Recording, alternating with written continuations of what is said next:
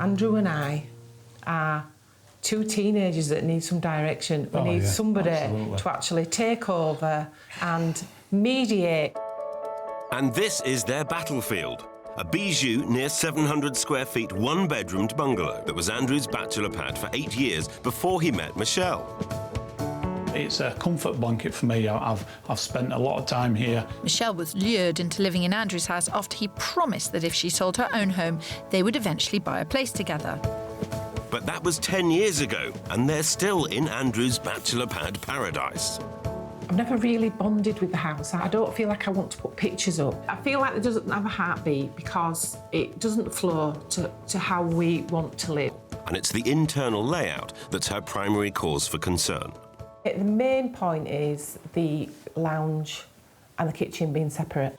You get more than 2 people basically, and it's like sardines in the sort of little hall. Michelle has one grown-up son, Cale, who lives 23 miles away in Wakefield. She would love for him and his partner to stay more often, but the lack of space makes this tricky.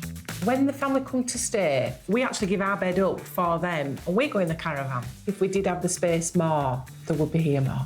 After spending some time in this bungalow, and after careful consideration of the layout, I know I can give this house the heartbeat Michelle wants. And I know exactly where to start, by showing them the drawings of a clever pixie I know. We are right now in your potential dining room. What we're doing is taking down that wall. Andrew's in here, chefing his little heart out. You would be able to chat back and forward very happily. Yeah. I'll be removing the wall between the kitchen and the sitting room to create a large open-plan kitchen living area.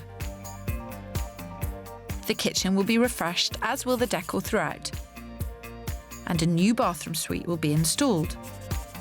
Replacing this wall to the bedroom with sliding doors will create a multifunctional space, a sitting room for Michelle and Andrew that becomes a bedroom for guests.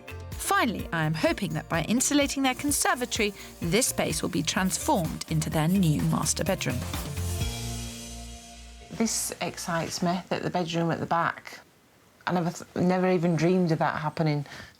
Yeah, I mean, to me, on paper, it's a really workable solution. Obviously, depending on the cost and how much you're going to spend, because this is going to be the real deal breaker for me. It's going to be our challenge, but we can meet that challenge. I'm positive that after living for 10 years in Andrew's bachelor pad, Michelle will love their house. And after seeing her reaction to my plans, I'm pretty upbeat about the task ahead. I've got £30,000 to give Michelle a house with a heartbeat. It's quite a task, but I'm determined to give her the bright, open-plan house she has dreamed of. Although Michelle is relishing the changes, the realisation of having his beloved home ripped up is making Andrew anxious.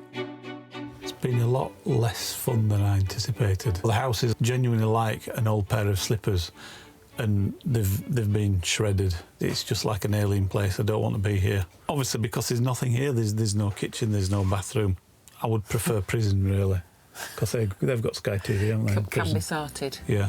Just 10 weeks after we first met Andrew and Michelle, we were back to find out if they were going to love it or list it. Hello. Hello. Good morning, good morning. How are you? Good form, thank you. Good.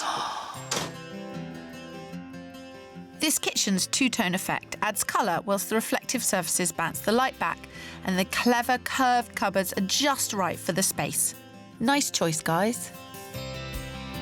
It's actually exactly the same size, but I think it just feels wider. But a new kitchen is just the beginning. Come on through, Phil. No, please note through. Yes, through. Phil. Through the wall that is no longer a wall. The wall that is no longer. The old layout was making this house feel cramped, so out came my trusty sledgehammer and down came the wall. It's good. It's convivial. As soon as you get home, you're communicating. It's Exactly. a convivial space. Yes. You can do different things at the same time. It's lovely. Just thrilled to see here. It's you. This is your home, Michelle. Not just Andrew's home. Cover up his eyes. It's your home. Even frugal Yorkshireman Andrew is coping with the banished browns and has embraced the new bright white walls. The lights hardly go on, whereas before they were permanently on. That's the Oh, big... he's saving you money, Andrew. He's saving me money, Kirstie. That's really exciting to hear. That's one tick in my box, Phil Spencer. That is true. And another tick is the guest accommodation. Before, when guests came to stay, they were banished outside to the caravan. But now they have a place to stay indoors on this stylish sofa bed. But it's brilliant, because it comes out so quick. Yeah. And you salad. get, Actually, you very get 4 comfortable. people watching telly. I quite like Go that. on, sit down, you two. Yes. Oh. Look at Andrew, all stiff. He's not laying back with the rest of them. OK, then. Put the telly on. There we go. There we are. This is probably our Saturday Tea on the night. sofa. There's no time for putting your feet up, Spencer. I want to show off the luxurious bathroom Michelle craved, with its added vava room. The spa bath is the star of the show. That's my favourite room.